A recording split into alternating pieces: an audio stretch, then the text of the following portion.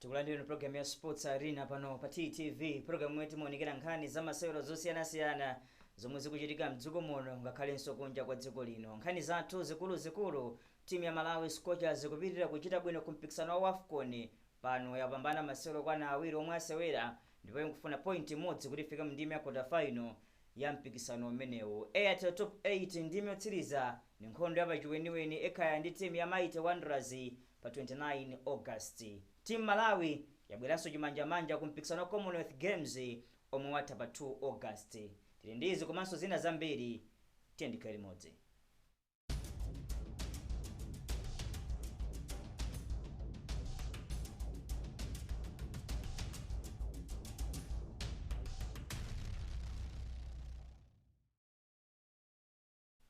Program ya Sports Arena ndili ndi Francis Spata imwenso tikhaleti kukambira nazo khudza masewero siyana-siyana omwe akuchitika mdziko muno. Koma nkhani yathu yoyamba ni nkhani yokhudza timu ya dziko lino ya Malawi Scorchers ikuchita bwino ku mpikisano wa AFCON. Masewero awiri onse kupambana, inayamba ndi Nigeria 3-2, masewero achiwiri a mu gulu C kugonjetsa timu ya Egypt 3-1.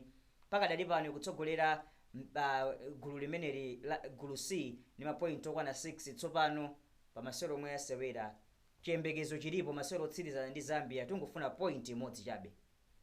Chiyembekezo chilipo komano approach yoti afuna point asapite ndi approach imene ya point imodzi, apite ndi mtima oti tikapambana tikasole mpira oti tikapambana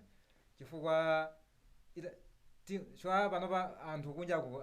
makalera ali m'manja akupanga masamu kuti italiyeona Zambia ndekuti ikhala pa 6 points komana ndekuti GD good difference ndekuti izadiposa chwa iyo inachinyakale timu yeme ya Egypt 6-0 ndeo tithabe kuona kuti Malawi apa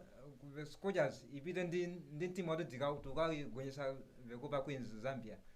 asakapite ndi timu oti tukuleka pese point akapita ndi approach imeneyo ndekuti zitsoka ndikuvuta komano oino mwendo mozo ulikale mu quarter finals Scorchers. Koma kutengera ndi mmene timu yakhale kuchitira pakadali pano yagoletsa zigoli zokwana 6 kuchinyitsa zigoli zokwana 3 yakhala timu yotani kungoyiona mmene yakhalira Scorchers. Mukaiona Scorchers kuyambira first game yawo yambira inene palibe game manager ya Nigeria kuna chilungamo palibe amene anayipasa mpata kuti ingagwenyesa Nigeria mmozi mwayi naliso inene chifeke masewero yamba aja anthu ankati amwina timu ya Malawi Queens ya Malawi Scorchers yagwera agwera ma defending champions kugwera komano kugwera kuja kunali kuti sikunali kugwera kunali kuti anapanga bwino chabwino Nigeria amaidziwa bwino kuti mamaka imachinga kwambiri komanso ndi akasiro zowagulitsa kusogolo nde defensive wise discipline nali bwino kwambiri ndi pagolo pomwe anayesesako ngakhale chigoli cha number 2 cha Nigeria chinali choti goipa she could have done the better akanatha kugwira chifukwa kana bullet kopanda mphamvu komana namchinya komabe oni 3 points natani inapezeka masewera achiwiri ndi Egypt timayeza kuti Egypt ndi mugulu yathu imene mgulu C ndi timu imene ikuoneka kuti yokuphekerako nde tinayamba bwinobwino game vepa kugwesa zigoli ina china Rose Gabriel Faith Chimzimu temwa chawinga ya anapeza so Egypt so nawo sanapeza so chimozi kukhala 3-1 timonga kuti munaonyeza muna ifika 4-5 kwa masewera amene ajokumbukireso kuti tinamalizana ndi red card Rose alifandika nandi red card ya komabe still resistance basika anabe anayira bwino mpaka tinaonjezera chigoli china kukhala cha 3 mpaka na Egypt nazo chigoli chimozi pamene ateso kukhala 3-1 ndebe masewera osiriza titabe kuona kuti angena approach yake ikhale akapambana komano in terms of midfield komanso attacking ili bwino kwambiri komanso kwabweraso nyama nsikana yananda ku Commonwealth Games asimenye smaka ndikuti ndimulalo booster so mukampo so in terms of attacking prowess ya Scorchers. Vekopa Queens Zambia ndikuti ni nkhondo ya aneba ndaneba Malawi ndi Zambia. Masewera amenewa ku timu ya Zambia kula akatswirinso lecho kundananje kula atsikana ngati akina Babla Banda odziwanso kwambiri approach ya mphunzitsi Mufazili khali yotani ya masewera amenewa. Approach ya mphunzitsi Fazili kwambiri tikaiona ndi mene tinayemanyira Zambia ndi Nigeria kwambiri moneka kuti attacking ndiopsa kwambiri chwa uone red card janabwera choti cha ku pressure imene imalandira ku timu imene ya Nigeria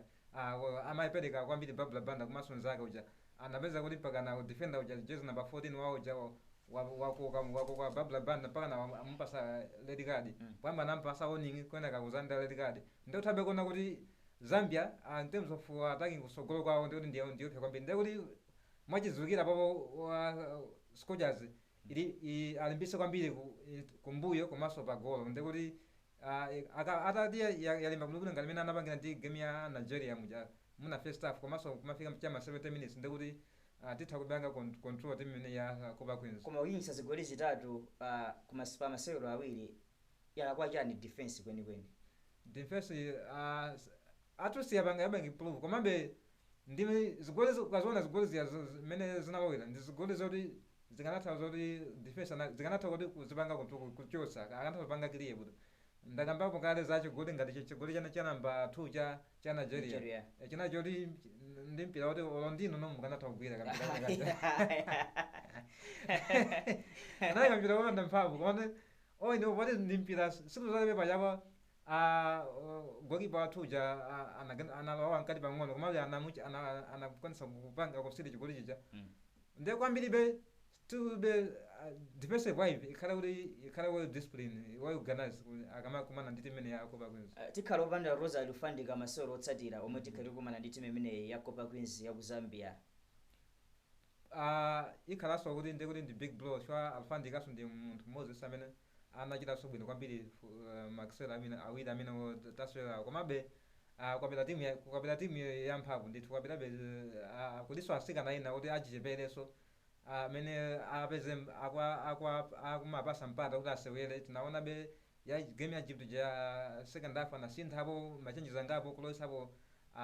asikana achisozera koma ndikuti kuti atisenjura sazolowere kuti masewera ngati matonaniro ngamene amakhala bwanji nde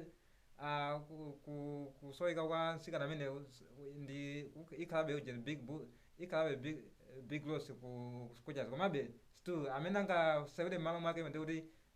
muzi chochita kuti akagwira ntchito kuti pasakaonekere kwambiri gapi yake ambiri amembekezera kuti tikapita ku mpikisano umenewo tizingokamba za Temwa Chawinga Tabitha Chawinga koma kuoneka kuti alipo asungwana ambiri amene akushayina kumeneku Rose Kabyere katswiri kwambiri Letisha Chinyamula Madina Nguluwe akina Chikondi Madise akina Khumalo Benedetta Mkandabire timu yoti ikuoneka kuti ikusewera mwa timu osati mwa ma individual aina bena nde kumbiyo konta alimbikisa kwambiri kuona kumasadabuza ngati amenya nkambi kumatapo kuti ndi ndanyamata kapena ndasikana nde usazoti experience so alinayo so amasera matimu abwino ena kumala kuna kusera Bullets aina Jinzimu akusera ku Sweden kwa aina FC Haken aina Tabitha nde osakamba ena ali ku Marseille wina akusera ku America nde maka masera amene au Genesis Egypt anthu amemekeza kuti mwina mwake zikhala ikhola ntibwa zigoli pakati pa timu ndi sister wake Tabitha komano tinaona be timu akugolesa chigoli chimodzi Tabitha ngakhala chimodzi chimodzi sana chiona anangothandizira nawo kuti anzake na kugolesa ina lobskazi nde tingana kuti timu iki apapa ikuyenda bwino kusiyana ndi kuti mwina akanali mwina individual brilliance yaje na timu komanso Tabitha mene tikufika ndi masewero athu ndi Zambia the Copper Queens omwe alipo lachitatu likudzali chiyembekezo chikhalepo kuti tikufika mu ndime ya quarter final komanso pa target Football Association of Malawi ngakhale technical panel ya Scorchers ndifuna kuti tifike ku semi final automatic qualification yopita ku Brazil ku World Cup chaka chamawa zitheka zitheka mukakayikira atu tinkayamba mpikisano Sparta mukakayikira kwambiri ndani nangaleso kwambira kuti masemene timasera ndi Nigeria kodi zaku inayo I was one of them kuti sinapase mpata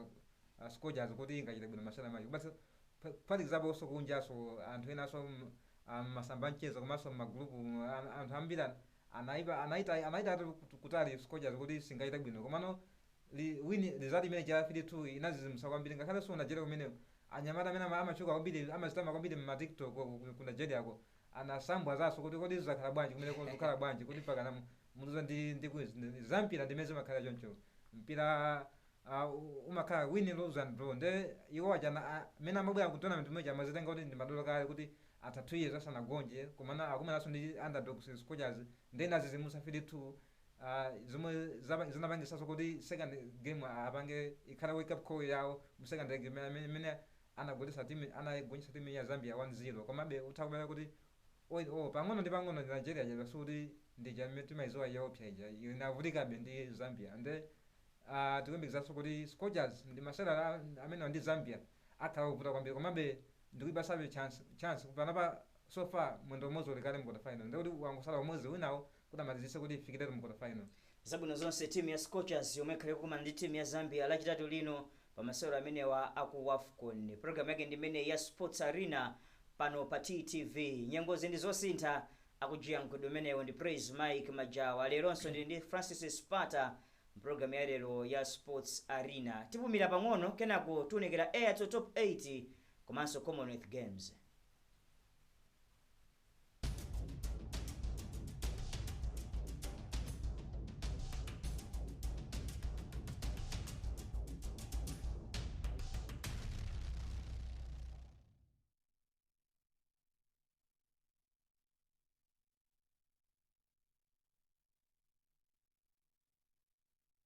Program ya Sports Arena pano pa TTV nkhani yatotsatira ni nkhani yokhudza Airtel Top 80 kumathero asabatayi ndi yotsiriza tsopano tadziwa kuti akumana ndani ni nkhondo yapachiweniweni Ekhaya ndi timu ya Mighty Wanderers masewero mwakhalepo pa 29 August. Ekhaya yagonjetsa timu ya Karonga United 2-1 pa bola silver loweruka pomwe timu ya Mighty Wanderers yagonjetsa timu ya Blue Eagles 5-4 pa penalty 90 minutes masewero mwanathera 1-1.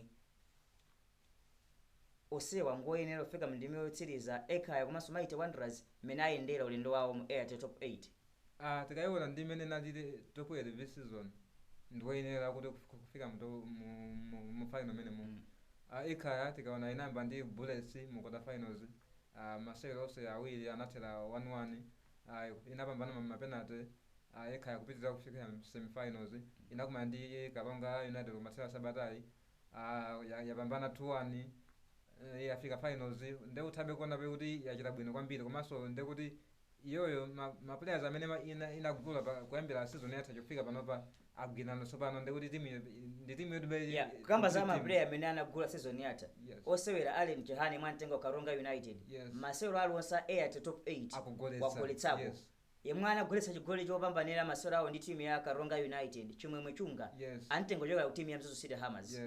Naye sali bwinaso kwambiri Allen Chihana patapa sofa ndi ndi 3 goals akusogola wafanana ndi Kiwambe wa Lennox Kiwambe wa Karonga United zogoli nde uthabe kuna kuti improvement in terms of scoring this season ili bwino kwambiri mu top 8 last season anali duo ndi 3 goals anatenga koma abaso ndi zitatu zoto komano final koma abazigoli zokwa 22 ndi zomwe zagoletsedwa chambire ni mpikisano umenewo chaka chinocho. Nde uthabe kuna kuti matimu this season anachilimika kwambiri komanso nde kuti akatswiri okugwetsa goli ndi kuti agwira ntchito yawo yotamandika komanso aonenso mapena mashootout atatu so far ndi kuti papa uthabe kuna kuti matimu akumbira analimbira kwambiri. Wanderers tikayionaso ndi complete team imenenso yachita bwino angoyezera pang'ono ndi squad imwe nayo season yatha yanatenga nayo league komano this season awonjezerapo ngati na Lamek Meat nawo sachita bwino kwambiri. Uthabe kuna kuti nayonso inayambanso bwino kwambiri inayamba ndi Craig Sporting mu semifinal yakumana ndi Blue Eagles kumathera sabata yapambana 7-6 mapenalty anali mapenalty 5-4 zidi mapenalty anali mapenalty ovuta kwambiri kunali kuphonya kumene koko komanso inali tikaona game yeniyeniyo inalibe ndi game yoti sanapasane mpata matimu kunalibe machance ambiri inali machance oti ina kupeza penalty kugoletsa inaso kupangaso ata kupeza penalty kugoletsa komano in terms of kupanga create machance bwino goal scoring opportunities kunalibe zimenezo so matimu ambiri anatengensa kwa mtego two teams afika finals family affair Ekhaya komanso Mighty Wanderers wakamba za family affair tonela mpikisano wenweni ndimetsize zakhala yeniyeni izakhala yeniyeni panapa mwayiona Ekhaya ija ikafika ikamakumana ndi matimu ngati amene Wanderers komanso Bullets koma utakwamala kuti sumakhampira oti awanda zimwe nathu kapena iyi ndi timu ya abambo anga samatenga zimenezo ukumaya kampira kwambiri uone mu ligi Wanderers inasala pang'ono kugonja pa chiwembe masewera 1-1 anabweza kumapeto Clement Nyondo ndi mutu komano utabekona kuti inavutika kwambiri masewera amene aja Mighty Wanderers kuti kuipanga content ime yakha nde finals zitu kwambiri zato izakhaso finals yovutisa kwambiri kuposa so mwina ndi masala amene tinaonera mu FDH Premiership. Kuvuta kwa final imeneyi kukuchokera pati kwenikweni komanso tikatitengere mmene ayendera matimu awiri amenewa Ekhaya yatulutsa omwe ni ma 4-time champions ampikisano amenewo Bullets atulutsa mkota final. Kenako kakafika ndi Karonga United nafika ku mdini wetsiriza Karonga United 2019 idagonja 1-0 ndi timu ya Silver Strikers. Komanso Mighty Wanderers inakhala akatswira mpikisano umenewo 2022 inagonjetsa Bullets ndi zigoli zokwana 5-3 mapenalty pa Bengo National. Ndipo Wanderers yo yatulutsa timu ya Click Sporting 3-1 pa masewero awiri pa masewero amukota final komanso yamenya timu ya Blue Eagles 5-4 pa mapenalty. Wayenda njira yovuta ndani ndipo akulemerera ndani pasikiro. Tikaona ndimene walongosala papa kwa ine timu ine yaenda munjira yovuta ndi kuti ndi Ekhaya. Chwa ya ma defending champions komanso ya ndakatswira amene ma record breaker amene akusunga chimene atenga chimene kokwana kanayi ndi Bullets. Kuchoka pali pano zakumana ndi Karonga United. Karonga United ndi nthawi zambiri machoka ndi majandukira. Ona mu quarter finals kuti iyo izifika mu semi inagwesa timu imene ya Silver Strikers. Inapanga over 10-2-0 imene masalira nayo koma inakalemeza ku Karonga kupambana 3-0. Ndio utabe kona kuti Ekhaya yadusa mukuta kwambiri. Craig Wanderers Craig anali maseo kuti first leg tinaona maseo ovutisiza kwambiri anthu kadabasa kuti performance imene ya Craig anaisha kuti nthawi yonse inasalabwera kwambiri kumene masalaja 2 quick goals zimene zinabwera mu second half zinabweretsa chipambano kuti imene ya Mighty Wanderers second leg inakati 1-1 kumene uja inasogolanso Craig Sama anabwera ndi bicycle kick kugoletsa kukhala 1-1 Mighty Wanderers inapambana pa aggregate 3-1 yafika mu semi yakuma ndi Brigos iso inali ni makeup specialist kutele kwa baba amadzidzimutsa kwambiri mutakuona be kuti even all reaction imene anapereka pa interview kocha Declan Saka kuona inali kuti wakhumudwa kopya ndipo anali ndi ukali kwambiri mpaka na kumakhangala kupanga chibudo uli ukali kuti samembikiza kuti timu yawo ingatuluke ndi manager amembezo muna makafika finals wa support yose ku position abasa kuti tamange ndi kumene ndi Wanderers kuti mufika finals kuti tione kuti finals zakubwera njani komabe podi mapenda tisapanganika amatogera kuti ngulusa Wanderers anaponya nawo sanaponya so analiso ndi chance kuti anatokusogera pa mapenda manager koma David Pili so anapeza so nice waponya so uleka chance kwa Wanderers kambiri kumaliza game manager kupambana Mighty Wanderers 5-4 mapenalty. 29 August ndi metsiriza atiuza bungwe la Football Association of Malawi kuti bwalo lomwe lichititse ndi metsiriza imeneyi likhale liti koma ndi Ekhaya ndi timu ya Mighty Wanderers kukupatsani mwayi Sparta nkhani yokhudza ndi metsiriza ndalama zikupita kuti 40 million kwacha kuchokera ku company ya Airtel. Is too early bwanji muna mali is too early abone ndikakamba baba munizona muna kuti ya ulimbali imene 29 ndi Matthew ndi omwe mwezi wake ndi umuno woto mene mwaonera 20 almost 26 days kuti tifike pa finals ndio utabe kuona be kuti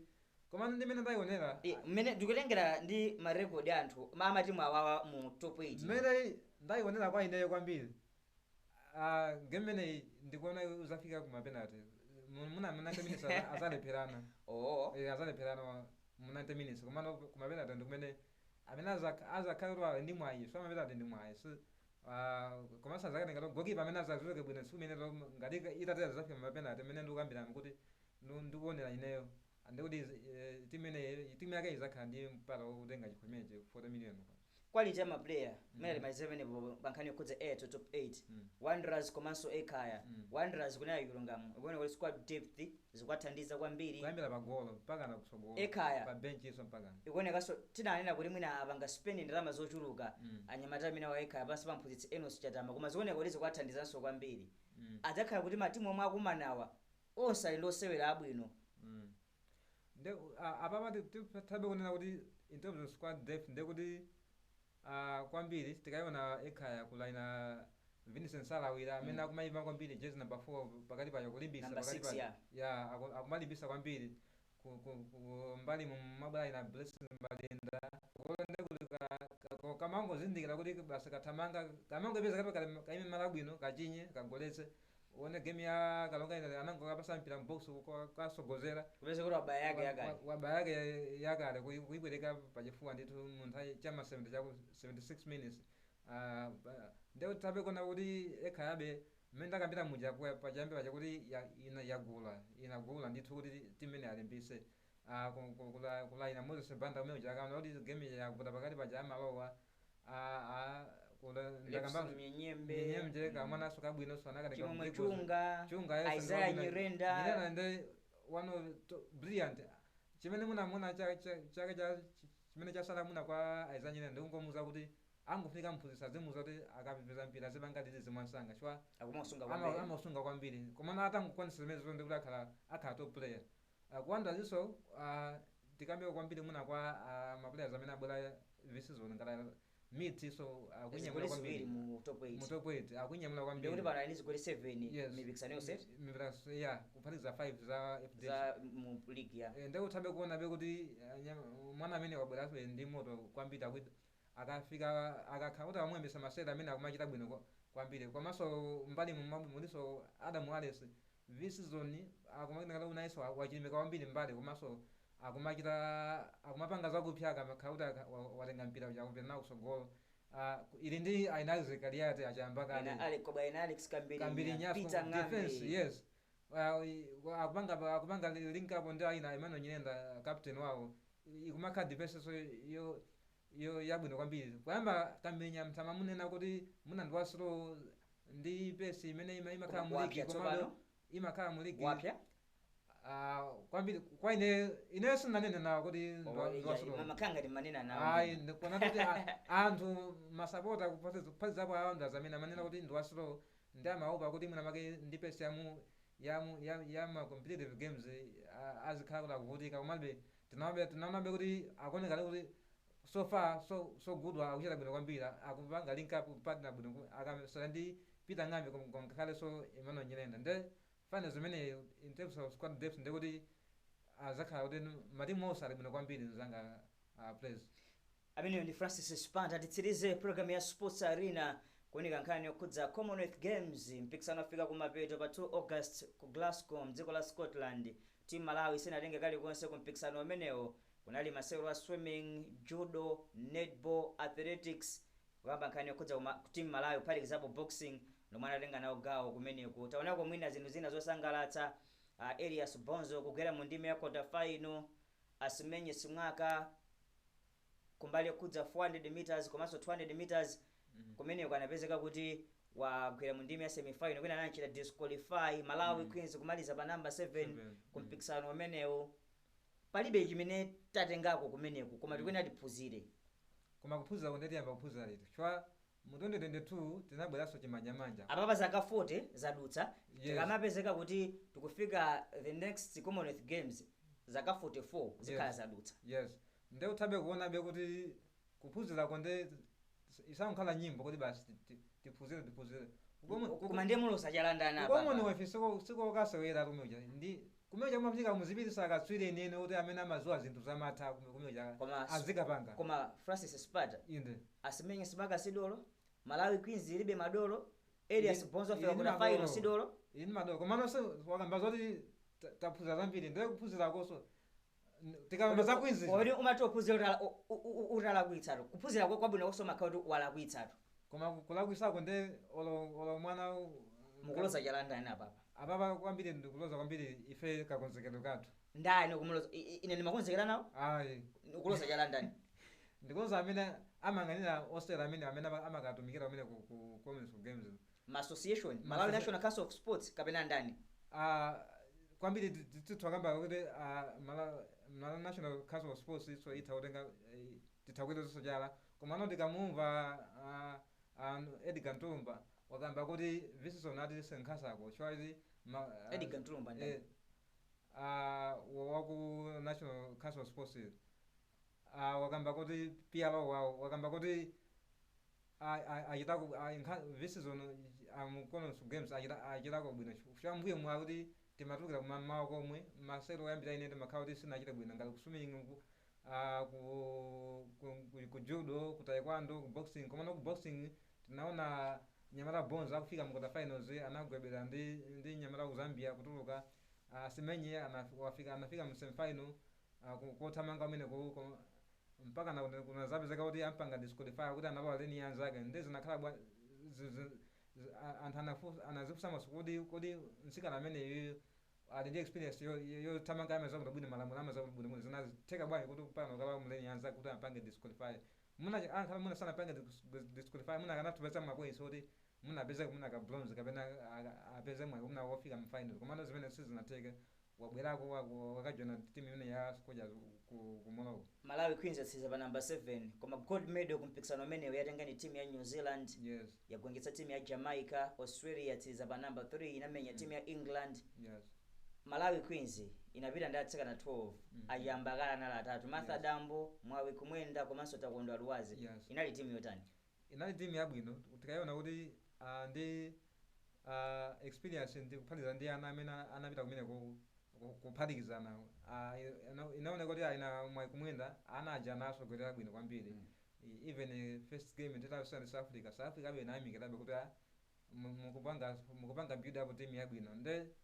imene inachitira Queens kumene taonabe kuti pang'ono bendi pang'ono improvement ilipo Fula akuoneka kuti nzeru zilimo zoti apange implement kwa sikana amene kuti mwina make ifike pa Queens pa timezowa pa Japan koma season number 5 azitopa mu Africa muno komanso tikata maiko misanga imene ya Commonwealth Games komano next yes. Kwa Queens ikuyenda ukaswera masewero amu qualifiers ampikisano World Cup mu September ku Kenya ndipo masewero amenewo ndi African Netball Cup. Yes. Koma akagwiritsidwa ntchito ngati ma qualifiers ampikisano omwe akachitike mdziko limeneli la Australia ku Sydney chaka chimenechi cha 2027 ku World Cup tipita koleko mene usana umandidwa muja mafuna ndizeka baso kuti iyi preparation mene tachitira performance ku Commonwealth Games iyi ndi wake up call ya African Netball Cup kuti Queens ikapita kumene ku Kenya Australia tipita Australia. Okay, mwina kupita kwa Australia sukangakhale kuvuta kweni faka zafuna two top teams. Yes. Kuma qualifiers kumeneko ndekuti automatically team imene ili pa number 6 komanso 5 ngati Uganda ndi South Africa. Yes. Ali kumeneko kale komanso matimu ena ngati England, Jamaica, New Zealand, Australia ma host ali kumeneko kale. Tikakumana bene matimu opepukira kumene ifake tipite. Sindikunena kencho chwa mukawana kwa African Netball Cup matimu amene tukasana kumeneko ndi matimu oti nawo akupanga improve panapa even Tonga imwe anthu amene tinkaidira mbuye mukuti Tonga timu yaimwe kwambiri 30 seconds komano ndi timu yoti yapanga improve so far kwa ine ndinganena kuti ku African Netball Cup kumeneko Queens ikachita bwino tipita ku World Cup. Ipita ku World Cup. Tathokoza kwambiri ameneyo ndi Francis Sparta imwe tinali nayo program ya lero ya Sports Arena pano pa TTV. Zateremu tafikanso pa mtsiriziro pa program ya Sports Arena pano pa Kanema wa Times. Nyengozi ndi zosintha amajia nkodu menewo ndi Praise Mike Majawa koma nkhani zathu zikulu zomwe tinali nazo Scorchers zikupitirira kuchita bwino kumpikisano wa AFCON yakwanitsa kugonjetsa timu ya Egypt komanso Nigeria masewero otsatira isewera ndi timu ya Zambia the Copper Queens lachitatu likudzali ni nkhondo yapachiweniweni Mighty Wanderers ndi Ekaya akumana mu ndimi yotsiriza ya Airtel Top 8. Malawi Queens yatsiriza pa number 7 kumpikisano wa Commonwealth Games. Nyengozi ndi zosintha amajia nkodu menewo ndi Praise Mike Majawa pitirizani kuonera TTV.